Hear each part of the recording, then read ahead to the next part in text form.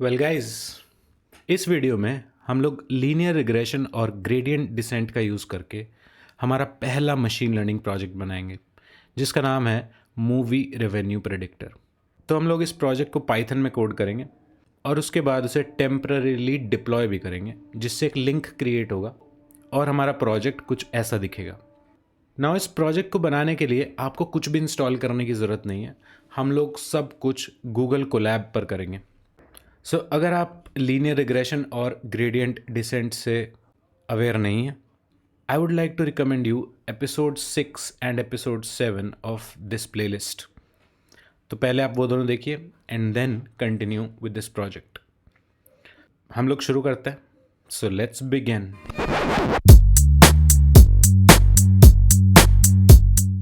तो इस प्रोजेक्ट में हम लोग यूज़ करेंगे दो algorithms. One of them is linear regression and the second one is gradient decent. तो पहले मैं आपको इन दोनों का एक छोटा सा रिवीजन दे देता हूँ so that you can understand the code better. So linear regression में हम लोग प्रेडिक्ट करने की कोशिश करते हैं एक न्यूमेरिकल वैल्यू, और इस केस में हम लोग यूज़ करेंगे simple linear regression. Simple linear regression का मतलब है आपका इंडिपेंडेंट वेरिएबल भी एक है और डिपेंडेंट वेरिएबल भी एक है। मतलब एक वेरिएबल से सिर्फ एक वेरिएबल हम लोग प्रेडिक्ट करेंगे, और एजम्पशन ये है कि जो x और y है वो दोनों लीनियरली रिलेटेड है। उनका रिलेशनशिप लीनियर है कुछ इस तरीके का, जिसमें हम लोग एक लाइन ड्रॉ करके उस लाइन की इक्वेशन कैलकुलेट करके y equals to mx plus C अपने प्रिडिक्शंस कर सकते हैं नए डेटा पर। और ये m और c की ऑप्टिमल वैल्यू कैलकुलेट करने का काम करती है दूसरी एल्गोरिथम हमारी, which is called gradient descent, जिसमें हम दो इक्वेशंस यूज़ करते हैं which are m equals to m minus alpha d L by d m and c equals to c minus alpha d L by D c, जहाँ पर alpha is step size और learning rate which is a constant value जो हम use करते हैं gradient को छोटा रखने के लिए, ताकि हम लोग एक्सट्रीम्स के बीच में ना झूलें लॉस फंक्शन के। And this is the gradient, this is the derivative of loss function with respect to m, and this is the derivative of loss function with respect to c, जो m और c हमारी line के parameters. सो हम लोग जो बना रहे हैं वो है एक मूवी रेवेन्यू प्रिडिक्टर, जिसमें हमारे पास एक डेटा है जो कि मूवीज़ के बारे में, और उसमें दो कॉलम्स हैं। और सिंपल लीनियर रिग्रेशन में दो ही होने चाहिए क्योंकि x टू y हमें प्रिडिक्शन करना है।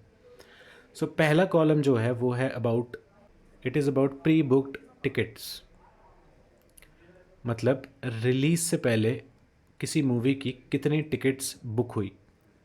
एंड दूसरा column is revenue of that movie, उस मूवी ने टोटल कितना रेवेन्यू जनरेट किया, कितना पैसा कमाया। और इन दोनों कॉलम्स का जो रिलेशनशिप है वो लीनियर है, और तभी हम लोग लीनियर रिग्रेशन लगा सकते हैं। लीनियर रिग्रेशन लगाने की प्री रिक्विजिट यही है कि आपके जो इंडिपेंडेंट वेरिएबल्स हैं और डिपेंडेंट वेरिएबल है उन दोनों के बीच का जो रिलेशनशिप है वो लीनियर होना चाहिए। And there is one more thing I want to tell you. So this d L by d m is derivative of loss function with respect to m. तो एक बार मैं ये भी बता देता हूँ ये कैसे कैलकुलेट करता है। तो लॉस फंक्शन जो हम लोग यूज़ करेंगे it is mean square error, जिसका फॉर्मूला होता है 1/n sigma i equals to 1 to n y minus Y hat का स्क्वायर, जहाँ पर y हैट हमारा हाइपोथेसिस है, मतलब जो हम प्रिडिक्ट करने की कोशिश कर रहे हैं, which is equals to mx plus C.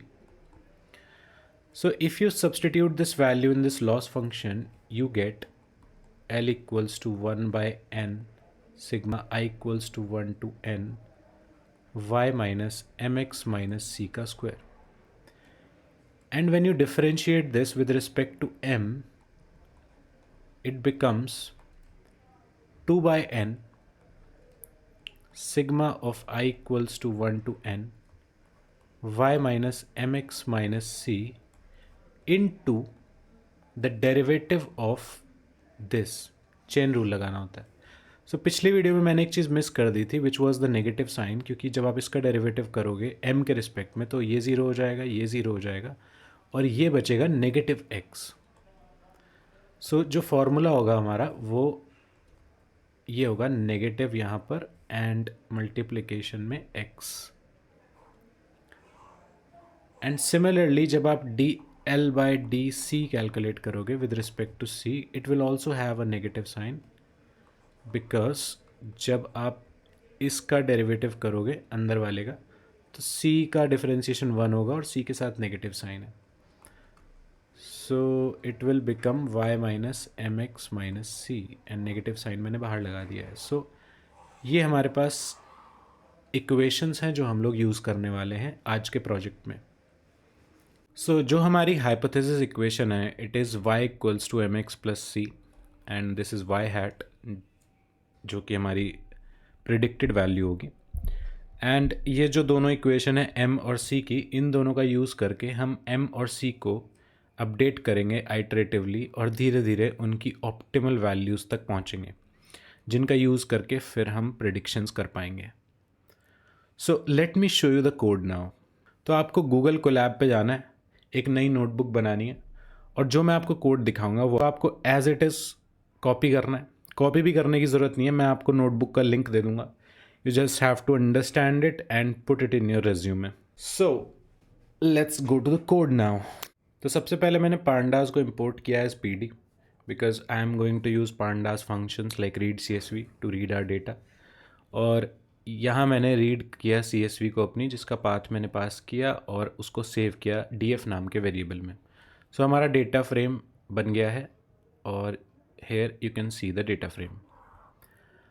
Now as you can see it has 2 columns. One is pre booking tickets का नंबर, मतलब कितने टिकट्स बुक हुए उस मूवी के रिलीज से पहले, और दूसरा कॉलम है which is movie revenue in dollars. So you can see the first index one, this one, इस मूवी के जो नंबर ऑफ़ टिकट्स बुक हुए थे उसके रिलीज़ होने से पहले वर 4272 और इस मूवी ने जो टोटल डॉलर्स में कमाई की was this 49,185.4732 something dollars. And इस डेटा फ्रेम में 2000 रोज़ हैं और 2 कॉलम्स हैं। नाउ एज अ रूटीन मैंने ये चेक किया कि हमारे डेटा फ्रेम में कोई नल वैल्यूज़ तो नहीं है, और ये हम कर सकते हैं using this function is null dot sum, जो कि हमें कॉलम वाइज सारी नल वैल्यूज़ दे देता है। बट फॉर्चुनेटली हमारे डेटा में कोई भी नल वैल्यू नहीं थी। अगर आपको इस फंक्शन के बारे में नहीं पता या इन जनरल डेटा क्लीनिंग के बारे में नहीं पता, you can refer to chapter 2 of pandas of the pandas playlist, जहाँ पे मैंने डेटा क्लीनिंग ऑपरेशंस बताए। मूविंग ऑन, मैंने हमारे डेटा फ्रेम का पहला कॉलम निकाला और उसको x नाम के वेरिएबल में स्टोर किया फॉर सिंप्लिसिटी, और ऐसे ही y में स्टोर किया मैंने दूसरा column. And then this part is called normalisation. See if you don't know what normalisation is, जब आपके पास बहुत बड़ी वैल्यूज़ होती है ना डील करने के लिए, जैसे कि इस डेटा में है हमारे पास, you can see here there are large values, तो जब हम इनका सम करेंगे, जो कि हमें ज़रूरत पड़ेगी लॉस फंक्शन का डेरिवेटिव कैलकुलेट करने में, सिग्मा है हमारे पास, तो हम लोग सम करेंगे एरेज का। उस केस में चांसेस हैं कि हमारे वेरिएबल्स में डेटा ओवरफ्लो हो सकता है। हमारे वेरिएबल्स की कैपेसिटी उतनी नहीं होगी जितनी ये वैल्यूज़ बड़ी बन जाएंगी। सो उस ओवरफ्लो को प्रिवेंट करने के लिए, और कंप्यूटेशनल कॉम्प्लेक्सिटी भी कम हो जाती है, कन्वर्जेंस भी फास्ट होता है नॉर्मलाइजेशन करने से।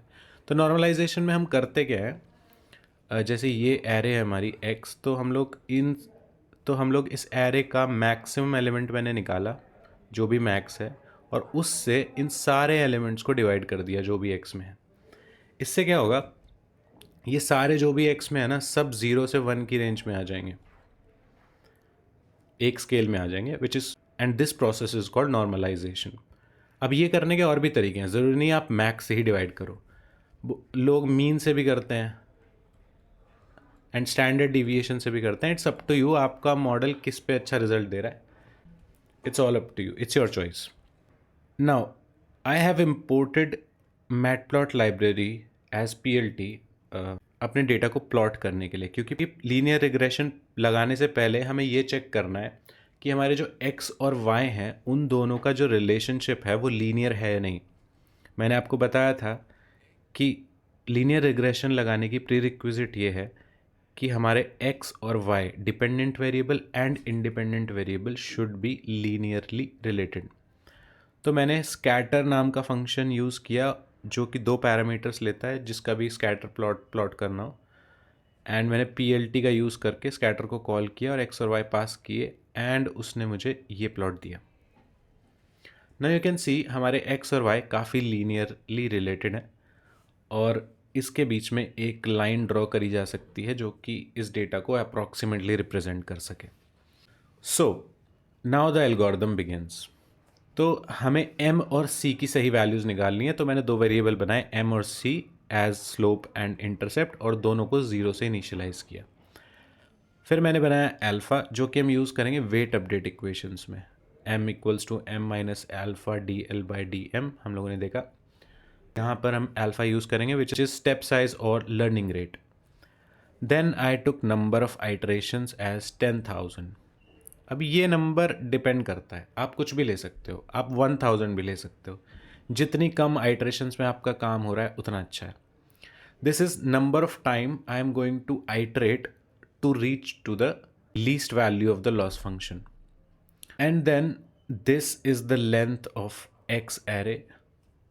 इसके बाद मैंने numpy को इम्पोर्ट किया क्योंकि numpy का एक फंक्शन है विच इज़ कॉल्ड सम, जो कि मैं यूज़ करूँगा टू डू दिस ऑपरेशन, ये सिग्मा वाला जो कि दो फॉर्मूले में यूज़ होगा, जो कि दोनों डेरिवेटिव हैं हमारे लॉस फंक्शन के। एंड देन x को मैंने कन्वर्ट किया numpy एरे में और y को भी, सो दैट इन दोनों पे ऑपरेशंस लगाए जा सकें numpy वाले।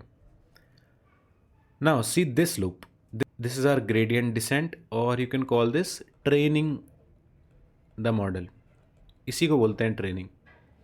तो इसमें हम लोग क्या कर रहे हैं, for I in range iterations 10,000 times हम ये लूप चलाएंगे बिकॉज आइट्रेशंस की वैल्यू 10,000 है, और हम ये कैलकुलेट करेंगे y hat mx plus c,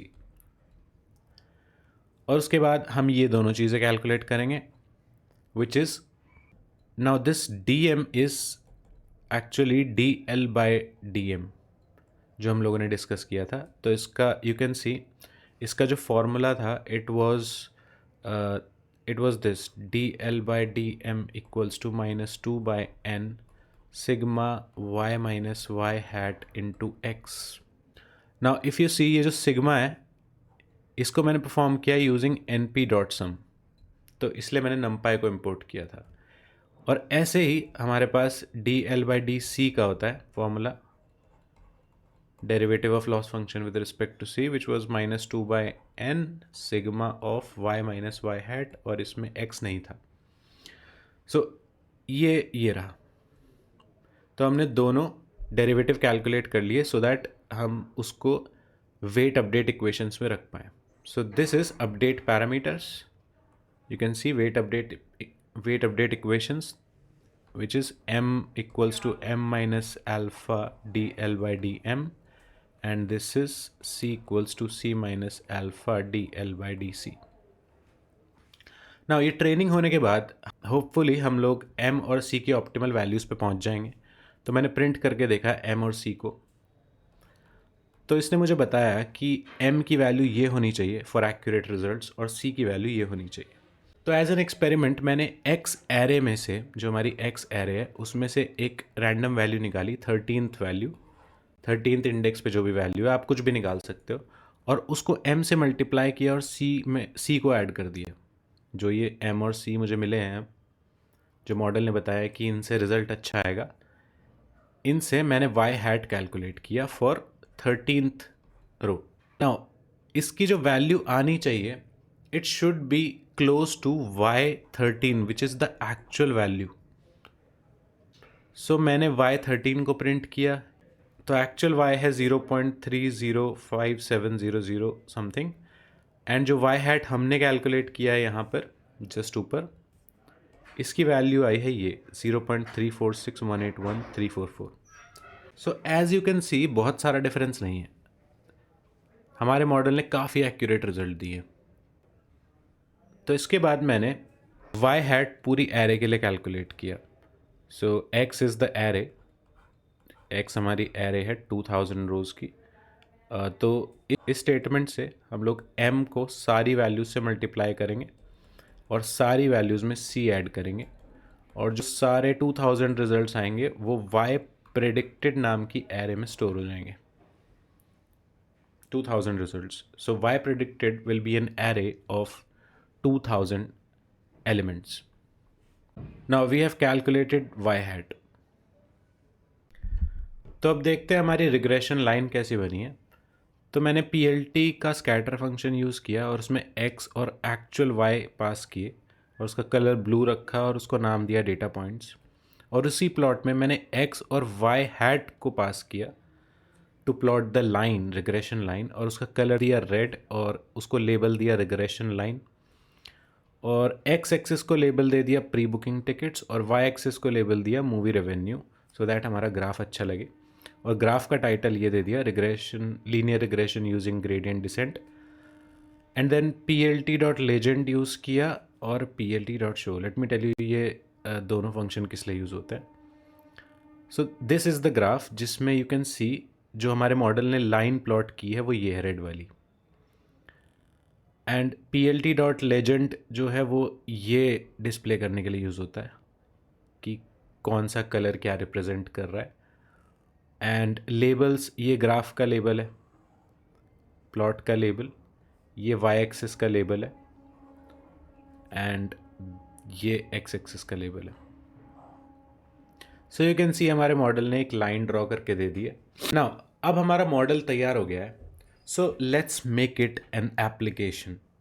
तो मैं यूज़ करूँगा पाइथन का एक मॉड्यूल जिसका नाम है ग्रेडियो, जो कि यूज़ होता है to build web apps. So आपको ये इंस्टॉल करना है using pip install Gradio. Colab पे आप कर सकते हो इसको इंस्टॉल ऐसे, and then you need to just write a small script